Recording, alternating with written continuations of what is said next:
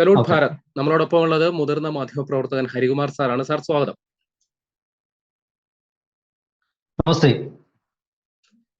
കേരളത്തിൽ അങ്ങനെ പിണറായി വിജയൻ മൂന്നാം ടൈം ഇല്ല എന്നുള്ളത് അടിവരയിട്ട് ഉറപ്പിച്ചിരിക്കുകയാണ്. ധർമ്മടത്ത് അദ്ദേഹം വലിയ വെല്ലുവിളി നേരിടുന്ന ഒരു അവസ്ഥയിലേക്ക് കാര്യങ്ങൾ പോയി. എന്താണ് പൊതുവിൽ അത് വീട്ടിൽ പോൽ പറഞ്ഞാൽ മതി എന്ന് ജനം പിണറായി വിജയന്റെ മുഖത്ത് നോക്കി തന്നെ പറഞ്ഞു അല്ലേ സാർ?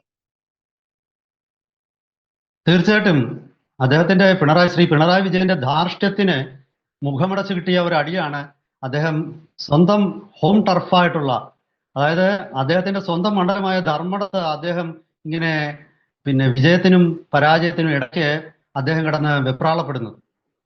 4 റൗണ്ടുകൾ, 5ാമത്തെ റൗണ്ടിന്റെ തുടക്കത്തിൽ പോലും ശ്രീ പിണറായി വിജയൻ പിന്നിലായിരുന്നു. പിന്നീട് ഇപ്പോ ചെറിയ ലീഡിലേക്ക് എത്തി എന്ന് പറയപ്പെടുന്നു. അതും ഇനി മാറിക്കൊടുക്കുന്നില്ല. കണ്ണൂരിലെ ഫൈനൽ റിസൾട്ട് വരുമ്പോൾ ചിലപ്പോൾ അവിടെ കണ്ണൂരിലെ രാഷ്ട്രീയത്തില് തീർച്ചയായിട്ടും അതിനുള്ള സാധ്യതയുണ്ട്. ടി കെ ഗോവിന്ദൻ ലീഡ് ചെയ്യുകയായിരുന്നു 5000-6000 വോട്ടിന് തളിപ്പറമ്പില്. അപ്പോ കാര്യങ്ങള് വിചാരിച്ച പോലെ എളുപ്പമല്ല CPM-ന്.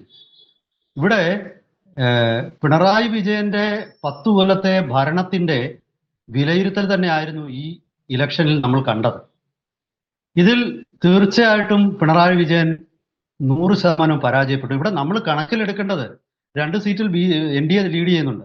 പലയിടത്തും NDA നല്ല രീതിയിൽ വോട്ട് പിടിച്ചിട്ടുണ്ട്.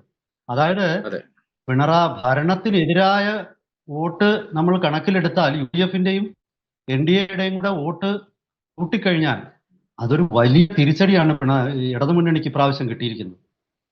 അത് മാത്രമോ, CPM സംസ്ഥാന സെക്രട്ടറി അദ്ദേഹത്തിന്റെ ഭാര്യ മത്സരിക്കുന്ന സ്ഥലത്തും അത്ര വലിയ ഒരു ആവേശമൊന്നുമില്ല. ലീഡൊക്കെ വളരെ കുറവാണ് പരമ്പരാഗതമായ ശക്തി കേന്ദ്രങ്ങളിലൊക്കെ. ഈ മന്ത്രിമാര് പലരും പരാജയത്തിലേക്ക് എത്തി നോക്കിക്കൊണ്ടിരിക്കുകയാണ്. അതിലേക്ക് വഴുതി വീഴാൻ തന്നെയാണ് സാധ്യത പലരും. അവിടെ നമ്മുടെ ആരോഗ്യമന്ത്രി വീണ ജോർജ്, അതുപോലെ തന്നെ ഉന്നത വിദ്യാഭ്യാസ മന്ത്രി ബിന്ദു, അതുപോലെ അദ്ദേഹം അവര് പോളിറ്റ് ബ്യൂറോ മെമ്പർ ആയിട്ടുള്ള വിജയരാഘവന്റെ ഭാര്യയാണ്, പാർട്ടിയിൽ വലിയ സ്വാധീനമുള്ള വ്യക്തിയാണ്. ഇവരൊക്കെ തന്നെ താന്താങ്ങളുടെ മണ്ഡലത്തിൽ, അതുപോലെ മന്ത്രി കേളു, ഇവരൊക്കെ താന്താങ്ങളുടെ മണ്ഡലത്തിൽ വലിയ തിരിച്ചടിയാണ്. മന്ത്രി രാജീവ് വളരെ പ്രധാനപ്പെട്ട വകുപ്പ് കൈകാര്യം ചെയ്യുന്ന ആയിരുന്നു രാജീവ്, വ്യവസായ മന്ത്രിയായിരുന്നു. അവരൊക്കെ വലിയ തിരിച്ചടികളാണ് നേരിടുന്നത്. ഇത് നിസ്സാര കാര്യമാണ്. അതായത് പിണറായി വിജയന് ഭരണത്തിന്റെ ശരിയായ ഒരു വിലയിരുത്തലാണ് ഇപ്രാവശ്യം വന്നത്. കഴിഞ്ഞ തവണ കോവിഡിനോട് അനുബന്ധിച്ചിട്ടുള്ള ലോക്ക്ഡൌണുകളും ഒക്കെ കാരണം ജനങ്ങളുടെ ശ്രദ്ധ വേറൊരു ഭാഗത്തായി. ഇവിടെ 600ഓളം പേരെ ഡാം തുറന്നുവിട്ട് കൊന്നു എന്നുള്ള വലിയ ആരോപണം നിലനിൽക്കുകയാണ്. മന്ത്രിസഭയുടെ, അതായത് ഇത് ലോകത്തെങ്ങും കേട്ടുകേഴ്വിയില്ലാത്ത സംഭവമാണ്. ഇതിന് പോഗ്രോം ജനോസൈഡ് എന്നൊക്കെ ഇംഗ്ലീഷിൽ പറയുന്ന ആ സംഭവമാണ്. അതായത് കൂട്ടക്കുരുതിയാണ്. നമുക്ക് ആരും മിണ്ടുന്നില്ല. ഭരണം കംപ്ലീറ്റ്ലി തകർന്നുപോയി. പിണറായി വിജയൻ ഉദ്യോഗസ്ഥന്മാരുടെ മേലെ ആധിപത്യമില്ല. നിങ്ങൾ ഈ IAS-കാരൊക്കെ എന്തുകൊണ്ടാണ് പരസ്യമായിട്ട് പുറത്തു വന്ന് മുഖ്യമന്ത്രിക്കെതിരെയൊക്കെ പത്രസമ്മേളനം നടത്തുന്നത്? എന്താ കാര്യം? ആർക്കും പേടിയില്ല. പോലീസിന്റെ കാര്യം എടുക്കുക.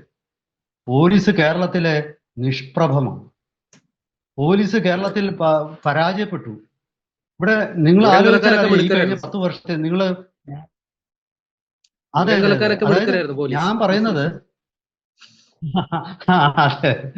അതൊക്കെ ശരിയാണ്. അല്ല, എനിക്കിത് ചൂണ്ടിക്കാണിക്കാനുള്ള കാര്യം 10 കൊല്ലമായിട്ട് കേരളത്തിൽ മയക്കുമരുന്നിന്റെ ഉപയോഗം എത്രമാത്രം വർദ്ധിച്ചു. പഞ്ചാബിനെയൊക്കെ കവച്ചു വെച്ച് ഏറ്റവും കൂടുതൽ മയക്കുമരുന്ന് റിലേറ്റഡ് കേസ് രജിസ്റ്റർ ചെയ്യപ്പെട്ടിരിക്കുന്ന സംസ്ഥാനമായിട്ട് കേരളം മാറിയിരിക്കുകയാണ്. കേരളത്തിലെ കൊച്ചി നഗരം, ഇന്ത്യയിലെ എല്ലാ നഗരങ്ങളും അമൃത്സറിനെ കവച്ചു വെച്ചുകൊണ്ടാണ് അവിടെ മയക്കുമരുന്ന് നിയമപ്രകാരമുള്ള NDPS ആക്ട് പ്രകാരമുള്ള കേസ് രജിസ്റ്റർ ചെയ്യപ്പെട്ടിരിക്കുന്നത്. ഇതാണ് പ്രധാനപ്പെട്ട ഒരു MLA-യുടെ മകൻ അത്തരം കേസിൽപ്പെട്ട ഉദ്യോഗസ്ഥർക്കുണ്ടായ അനുഭവം നമ്മുടെ മുമ്പിലുണ്ട്. തീർച്ചയായിട്ടും ആ എക്സൈസ് ഉദ്യോഗസ്ഥര് അവസാനം അവരുടെ ജീവൻ രക്ഷിക്കാൻ എന്തെല്ലാം ചെയ്യേണ്ടി വന്നു എന്നുള്ളത് നമുക്കെല്ലാം അറിയാം. ഇനി മറ്റൊരു കാര്യം നിങ്ങൾ നോക്ക്. ബംഗാളിൽ നിന്നും യുവാക്കൾ പുറത്തേക്ക് തൊഴിലന്വേഷിച്ച് പോകുന്നത് നമ്മൾ പറയും. കേരളത്തിൽ നിന്ന് വിദ്യാഭ്യാസത്തിന് പോലും കിടപ്പാടം വരെ പണയം വെച്ച് വിദേശ രാജ്യങ്ങളിൽ പോയി പഠിക്കുന്നവരാണ് മലയാളികൾ. ഈ വരുന്ന ഒരു 5 വർഷം കഴിയട്ടെ, കേരളത്തിന്റെ കേരളത്തിനുണ്ടാകാൻ പോകുന്ന തിരിച്ചടി നമ്മുടെ മുമ്പിൽ നമുക്ക് കാണാം. ഈ ഗൾഫ് യുദ്ധം ഇപ്പം ഗൾഫില് ഇറാനും അമേരിക്കയും തമ്മിൽ നടക്കുന്ന യുദ്ധം, ആ യുദ്ധത്തിന്റെ ഫലമായിട്ട് UAE, സൗദി അറേബ്യ തുടങ്ങിയ രാഷ്ട്രങ്ങളിലൊക്കെ തന്നെ ഒരുപാട് നാശനഷ്ടങ്ങൾ ഉണ്ടായി. ഇവിടെ ജോലി ചെയ്തിരുന്ന ലക്ഷക്കണക്കിന് ആൾക്കാരുടെ തൊഴിൽ നഷ്ടപ്പെട്ടു. തൽക്കാലം ഈ പല വിമാന കമ്പനികളിലും സർവീസ് ഒന്നും പൂർണ്ണമായിട്ട് അവിടെ തുടങ്ങാത്ത കാരണം അവരിൽ പലരും ഇരുന്നിട്ടില്ല. അല്ലെങ്കിൽ കാര്യങ്ങളൊക്കെ വീണ്ടും മെച്ചപ്പെടുമെന്നുള്ള പ്രതീക്ഷയിൽ ചിലരെങ്കിലും അവിടെ തങ്ങുന്നുണ്ട്. അവരുടെ ഒന്നും റിസർവ് അധിക നാളത്തേക്ക് അവരുടെ കൈവശം ഉണ്ടാവില്ല. ഒരു 6 മാസത്തിന് ശേഷം ഗൾഫിന്റെ പല രാജ്യങ്ങൾക്കും ബില്യൺസ് ഓഫ് ഡോളർ വേണ്ടി വരും പുനർനിർമ്മാണത്തിന്. അത് അവർക്ക് മൊബിലൈസ് ചെയ്യാൻ പറ്റുന്നില്ലെങ്കിൽ മലയാളികൾ അടക്കമുള്ള ആൾക്കാർ ഏറ്റവും കൂടുതൽ ബാധിക്കുന്ന കേരളത്തിനെയാണ്. തിരികെ വരേണ്ടവർ, വലിയ റെമിറ്റൻസിൽ വലിയ ഇടിവുണ്ടാവും. പുതിയ തലമുറ പോകുന്നത് ഗൾഫിലോട്ടല്ല, അവര് അമേരിക്കയിലോട്ടും യൂറോപ്പിലോട്ടും ഓസ്ട്രേലിയയിലോട്ടും ന്യൂസിലൻഡിലോട്ടും ഒക്കെയാണ്. അവിടെ ചെലവാക്കുകയാണ് അവരുടെ രീതി. അതായത് കേരളം പുരോഗമിച്ചത് കമ്മ്യൂണിസ്റ്റ് പാർട്ടികൾ പരമ്പരാഗതമായിട്ട് പറയുമായിരുന്നു, അതൊരു അഹങ്കാരത്തോടു കൂടി പറയും, നമ്മൾ വിദ്യാസമ്പന്നരെ സൃഷ്ടിക്കും, അവരെ നമ്മൾ കയറ്റി അയക്കും, അവർ പോയി ജോലി ചെയ്ത് നമുക്ക് കൊണ്ടുവരും, ഇവിടെ ഉത്പാദനമൊന്നുമില്ല.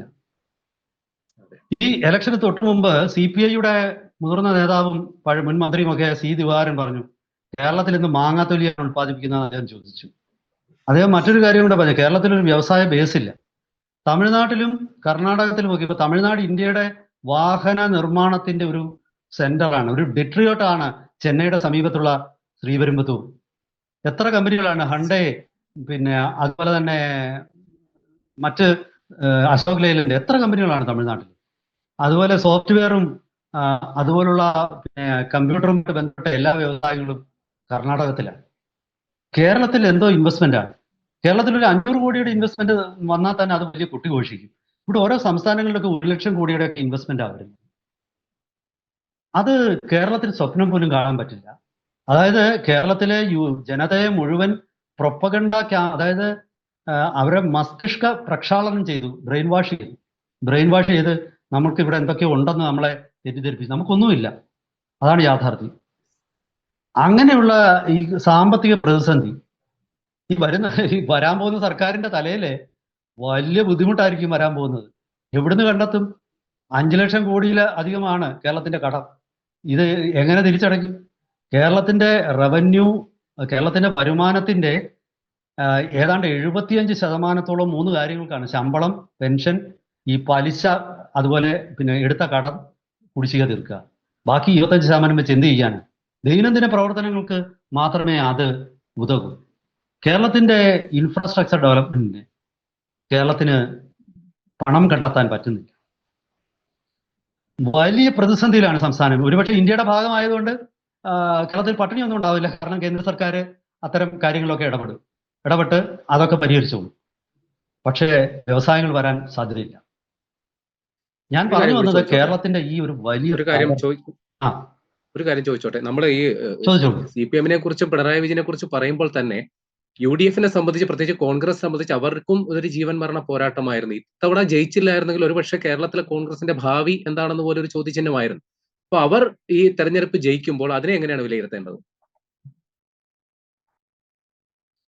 ഈ മുൻപ് പിണറായി വിജയൻ ജയിച്ചതും ഇപ്പോൾ UDF ജയിച്ചതും സ്വന്തം നയപരിപാടികളുടെ ബലത്തിലാണെന്ന് ഞാൻ കരുതുന്നില്ല. ഈ 2 ജയവും ന്യൂനപക്ഷ വോട്ടുകളുടെ സമാഹരണത്തിലൂടെയും കേന്ദ്രീകരണത്തിലൂടെയും സമാഹരണത്തിലൂടെയുമാണ്. പിണറായി വിജയൻ പാർട്ടി സെക്രട്ടറി ആയിട്ട് 2000-ന് ശേഷം അദ്ദേഹം പാർട്ടി സെക്രട്ടറി ആയപ്പോൾ അദ്ദേഹം മുസ്ലിം വോട്ടുകൾ സമാഹരിക്കുന്നതിൽ വിജയിച്ചു. കഴിഞ്ഞ 2 ഇലക്ഷനിലും അദ്ദേഹത്തെ മുസ്ലിം 2021 ഇലക്ഷനും അതിനു മുമ്പുള്ള ഇലക്ഷനിലുമൊക്കെ മുസ്ലിം വോട്ടുകൾ അദ്ദേഹത്തിനോടൊപ്പം നിന്നു. 2016 ഇത്തവണ അവർ കൈവിട്ടു. ആ വോട്ടുകൾ മുഴുവൻ UDF വോട്ടും. പ്രേമലാൽ ശ്രദ്ധിച്ചിട്ടുണ്ടോ? പിണറായി കേന്ദ്രവിരുദ്ധ സമരമൊന്നും ഈ 10 കൊല്ലം നടത്തിയില്ലല്ലോ. നടത്തി? എവിടെ? പണ്ടൊക്കെ ക്യൂബയിൽ എന്ത് നടക്കുന്നു? വിമർശനം പോലും ഇല്ല. പണ്ടൊക്കെ CPM നേതാക്കന്മാർ പ്രസംഗം കേട്ടാലേ എനിക്ക് ഓർമ്മയുണ്ട്, നമ്മൾ റിപ്പോർട്ട് ചെയ്യാനായിട്ട് പോകുമ്പോൾ, പിണറായി വിജയന്റെ പ്രസംഗം റിപ്പോർട്ട് ചെയ്യാൻ പോകുമ്പോൾ അദ്ദേഹം ഇപ്പൊ 10 മണി, രാവിലെ 10 മണിക്ക് അദ്ദേഹം, അല്ലെങ്കിൽ വൈകിട്ട് ഒരു 5 മണി കൂട്ടാം, 5 മണിക്ക് അദ്ദേഹത്തിന്റെ പ്രസംഗം തുടങ്ങുന്നു എന്നിരിക്കട്ടെ. അത് ഏതാണ്ട് 45 മിനിറ്റ് കാണും.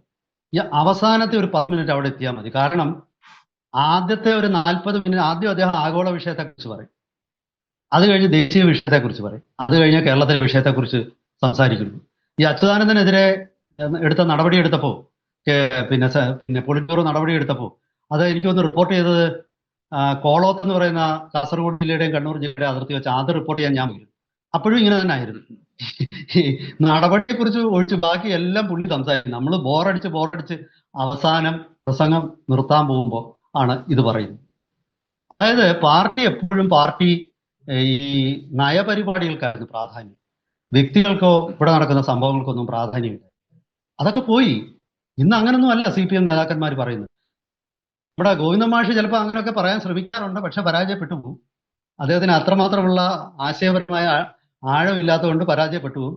അദ്ദേഹത്തിനും കേൾവിക്കാർക്കും മനസ്സിലാവാത്ത രീതിയിൽ എന്തെങ്കിലും പറഞ്ഞിട്ടാണ് പോകും. പക്ഷേ ആശയപരമായ അടിത്തറയില്ല. കമ്മ്യൂണിസത്തെ കുറിച്ച് പറയാറില്ലായിരുന്നു, തൊഴിൽ മേഖലയിലെ തൊഴിലാളികളുടെ അവകാശത്തെ കുറിച്ച് പറയാറില്ലായിരുന്നു. ആകെ പറയുന്നത് സെക്യുലറിസത്തെ കുറിച്ചാണ്. അപ്പം ഞാൻ പറഞ്ഞ കോൺഗ്രസും പിന്നെ CPM അടിസ്ഥാനപരമായിട്ട് ഒരേ വഴിയിലൂടെ നടന്നാണ് ഈ അധികാരം കിട്ടിയത്. ഇപ്പോ പ്രേംലാൽ പറഞ്ഞതുപോലെ കോൺഗ്രസ് തോറ്റിരുന്നെങ്കിൽ തീർച്ചയായിട്ടും ആ രാഷ്ട്രീയ പ്രസ്ഥാനം കോൺഗ്രസ് മുക്ത കേരളം പോലെ ആയേനെ, വല്ലാത്ത പ്രതിസന്ധിയിലായേനെ കോൺഗ്രസ്. ഏതായാലും ഭാഗ്യത്തിന് കോൺഗ്രസ് തിരിച്ചു വന്നു. കോൺഗ്രസ് ഇനി ആ പേടി വേണ്ട. ഇനി ആ പേടി ഉറ്റുനോക്കുന്നത് CPM-നാണ്. കാരണം CPM-ന് ഇന്ത്യയിൽ ഒരിടത്തും ഇന്ന് ഭരണമില്ല. ആകെ ഉണ്ടായിരുന്ന കേരളത്തിലാണ്. ധനസമാഹരണത്തിന് പാർട്ടി നന്നായിട്ട് ബുദ്ധിമുട്ടും. ഇനി ഗൾഫ് വ്യവസായികളൊന്നും പാർട്ടി നേതാവിന് പൈസ കൊടുക്കത്തില്ല. ഇനി മയോക്ലിനിക്ക് പോയി ചികിത്സിക്കാനും പറ്റുമെന്ന് എനിക്ക് തോന്നുന്നില്ല. അപ്പോളോയിലായിരിക്കും ഇനിയുള്ള ചികിത്സയൊക്കെ നടക്കാൻ പോകും. ഞാൻ കളിയാക്കിയല്ല പറഞ്ഞത്, ഒരു ദുർബലനും രോഗിയുമായ ആളിനെ കളിയാക്കാൻ പാടില്ല. പക്ഷെ ഞാൻ അതിന്റെ യാഥാർത്ഥ്യം പറയുകയാണ്. അങ്ങനത്തെ ഒരു കാലത്തിലേക്കായിരിക്കും പോകുന്നത്. CPM-നെ സംബന്ധിച്ചിടത്തോളം നിലനിൽപ്പിന് വേണ്ടി, കാരണം പാർട്ടിയിലെ പിന്നെ അന്തഛിദ്രങ്ങളാണ് കണ്ണൂർ ജില്ലയിലെ പാർട്ടിയുടെ മോശം പ്രകടനം, ധർമ്മടത്തുൾപ്പെടെ പാർട്ടിയുടെ മോശം പ്രകടനത്തിന്റെ കാരണം. ഇതിനൊക്കെ ആശയപരമായ വിശദീകരണം കൊടുക്കാൻ ഇനി പിണറായി ബുദ്ധിമുട്ട്. പിണറായിക്ക് എന്നല്ല, പാർട്ടി സംസ്ഥാന നേതൃത്വത്തിനും ബുദ്ധിമുട്ടുണ്ടാകും. ഇത് വല്ലാത്ത ഒരു പരാജയമാണ് ഇവിടെ പിണറായിക്കുണ്ടായത്. ഇനി കോൺഗ്രസിന്റെ നേതൃത്വത്തിലുള്ള ഈ ഭരണ മുന്നണി അധികാരത്തിൽ വരുമ്പോൾ അവർക്ക് ഒരുപാട് ബാലൻസിങ് നടത്തേണ്ടി വരും. ലീഗ് ഒരു വലിയ ശക്തിയാണ്. കോൺഗ്രസ് കൂടെയുള്ള രാഷ്ട്രീയ പ്രസ്ഥാനങ്ങളെയും കൂടെയുള്ള സ്ഥാപിത താല്പര്യക്കാരെയും ഒക്കെ ഏത് രീതിയിൽ കൈകാര്യം ചെയ്യുന്നു എന്നുള്ളതിനെ ആശ്രയിച്ചിരിക്കും വരും ദിവസങ്ങളിൽ ഈ ഭരണത്തിന്റെ വിജയം. തൽക്കാലം പിണറായി വിജയന്റെ അഴിമതിക്കും പിണറായി വിജയന്റെ ഈ ധാർഷ്ട്യത്തിനും ഒക്കെ എതിരെ ഉള്ള ഒരു കനത്ത അടിയാണ്. ആ ഒരു ജനപിന്തുണ അത് മധുവികാലം 6 മാസത്തിൽ കൂടുതൽ നിൽക്കില്ല. അതിനുശേഷം കഠിനമായ യാഥാർത്ഥ്യങ്ങൾ വരും. ഒരുപക്ഷെ കോൺഗ്രസിന് അതൊക്കെ നേരിടാൻ സാധിക്കുമായിരിക്കാം. അവര് കേന്ദ്രവുമായിട്ട് സംഘർഷത്തിലൂടെ അല്ലാതെ കോൺഗ്രസിന്റെ മുഖ്യമന്ത്രിമാർ കുറച്ചുകൂടി നയപരമായ സമീപനം എടുക്കുക, അങ്ങനെ തീർച്ചയായിട്ടും അവരും പിണറായിയുടെ അതേ വഴിയിലൂടെ നടക്കാനാണ് സാധ്യത.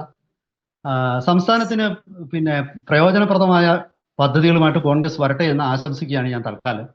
കൂടുതൽ വിശദാംശങ്ങളും അതിലെ രാഷ്ട്രീയ മാറ്റങ്ങളും നമുക്ക് കുറച്ചുകൂടി വിശദമായിട്ട് പൂർണ്ണ റിസൾട്ട് വന്നതിന് ശേഷം ചർച്ച ചെയ്യാമെന്നാണ് ഞാൻ കരുതുന്നത്. അതുവരെ എല്ലാവർക്കും നമസ്കാരം. Thank you.